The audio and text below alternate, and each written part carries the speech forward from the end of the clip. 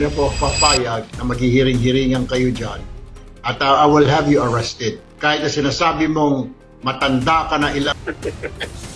Ngayon ko lang po narinig yan. Hindi na po chairman ng Blue Ribbon si Senador Pia. Gayon din po si Senator Marcoleta. So, ano po ang otoridad nila? Senator Erwin Tulfo, tinawanan lang ang balita tungkol sa gagawing investigasyon ng Blue Ribbon Committee. Nais kong ipaliwanag yung sirkumstansya ng pagkikita natin dito. Actually nagkaroon ng konting siguro hindi pagkakaintindihan sa mga kasama po natin sa Senado, pero ito po'y talagang patawag ng Senate Blue Ribbon Committee. Kanina, nandito si Senator Robin, Senator Amy Marcos, maging kahapon, dumaan po ang buting Senador Robin Padilla para tingnan at magkaroon ng ocular inspection dito sa ating kinalalagyan sa ngayon. So kung ano man po yung kaguluhan nila, dahil bukas ay special session na ng Senado, pinatawag ng Palasyo. At alam natin na ito ay patungo sa pagbabago ng liderato ng Senado. Hindi lamang sa liderato ng Senado, ngunit ito rin patungo na sa pagbabago nila noong liderato ng Blue Ribbon Committee. Kaya po minabuti namin na kunin na ang pagkakataong ito dahil maring ito na ang huling pagpapahayag ng ating mga buting sundalo, ang ating mga bayani na nagsalita. Iniiwasan ko sana mabanggit na Marines sila kasi hindi naman sila lahat Marines eh. Okay. At karamihan na sila sa kanila were actually discharged. So I would rather call them as 18 witnesses. Ayaw ko rin i-undermine o kaya insultuhin na tatawagin ko silang 18 maleta boys o kaya 18 kargadores. Mali naman yun. Dapat protektahan sila. Diba? Kasi whistleblower sila eh. Dapat bigyan natin sila ng protection. Hindi yung parang pabayaan bahala kayo. Otherwise, that would send a wrong signal sa mga whistleblowers na ang hirap pala maging whistleblower dito. Lalong-lalo na kung may mga tao sa gobyerno ang involved. Ikaw pa ang mapapasama.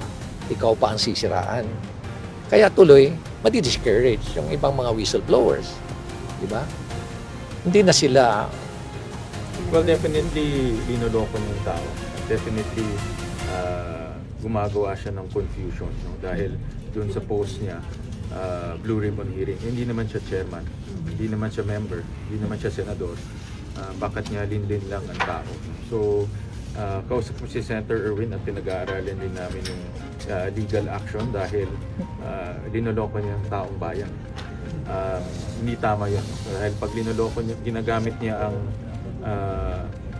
titulo ng Senado, hindi tama yun dahil panloloko ang ginagawa. Bakit siya yung nag-a-announce?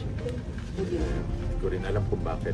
Well, tingin ko, para lokohin ang tao at dahil pag naloko yung tao, tingin nila official yun. Any communication with Senator Marcoleta and Senator Pia about this in Blue Ribbon hearing supposedly? Wala pa akong ano.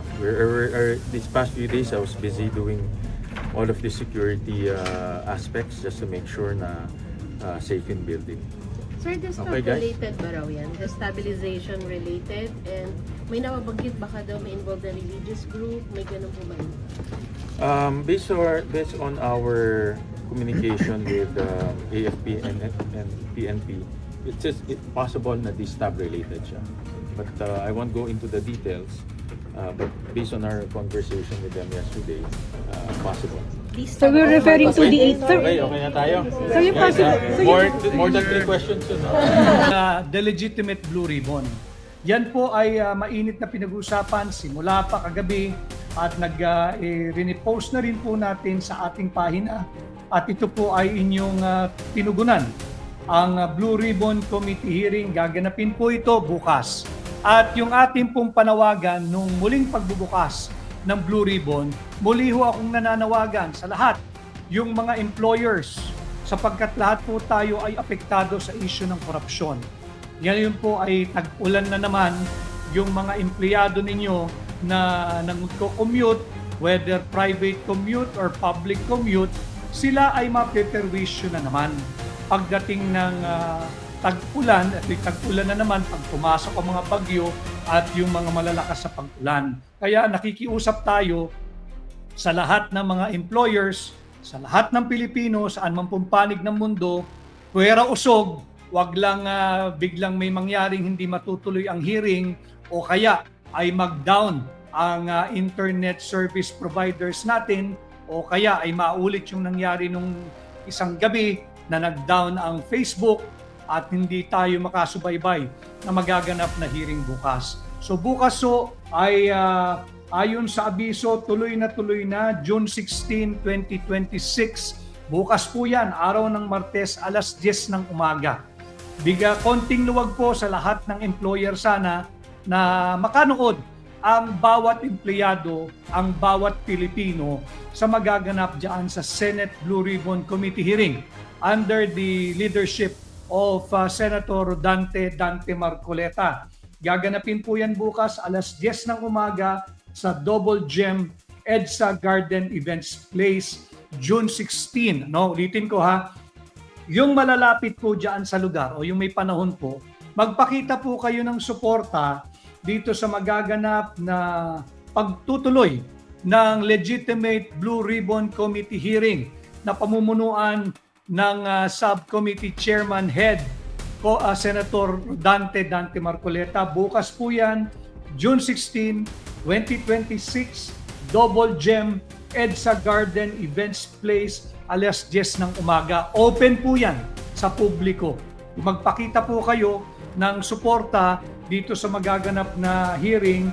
Ang abiso ay nandun pa rin yung 18 dating mga sundalo, ex-Marines and ex-Army officers.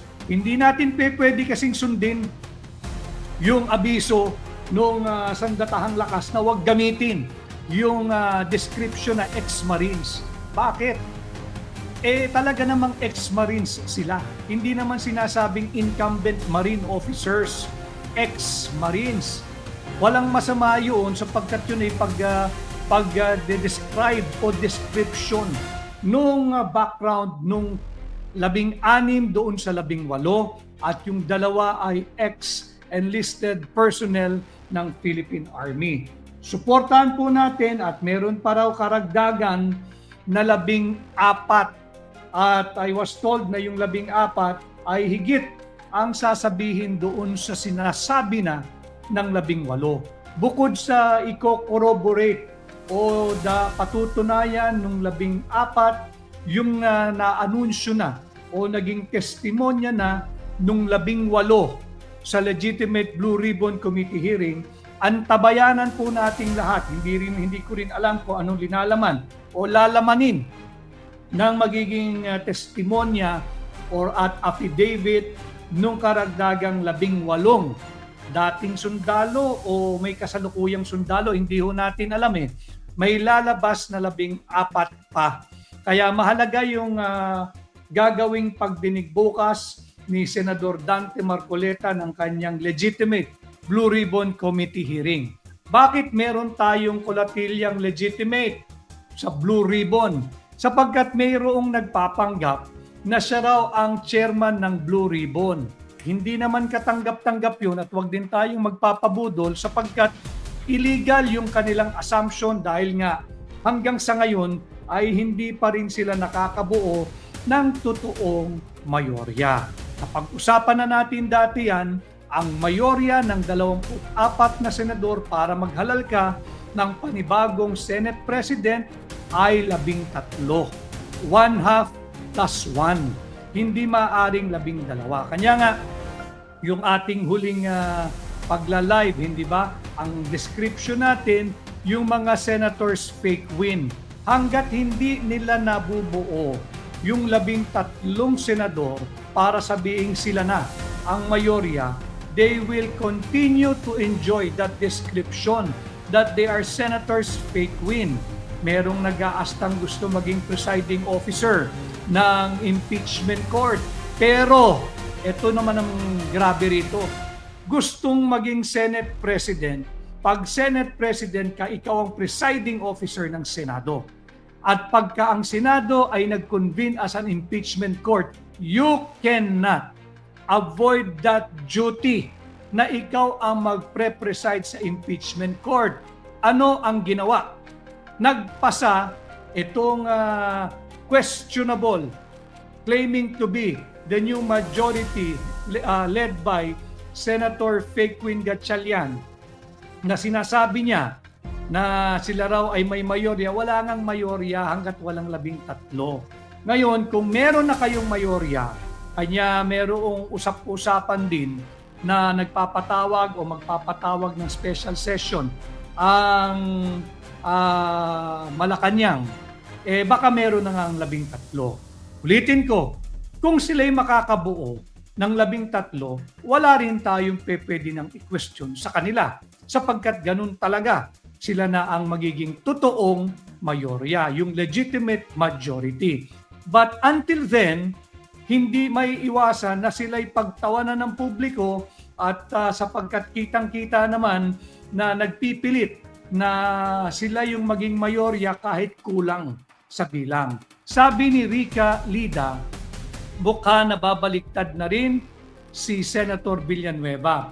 Marami na rin usap-usapan yan dahil doon sa lumabas na video kahapon ay at sinasabi nga na mukhang babaliktad o bumaliktad na ang isang senador at makakabuo na sila ng 13. Napanood ko yung video yun ni Senator Joel Villanueva.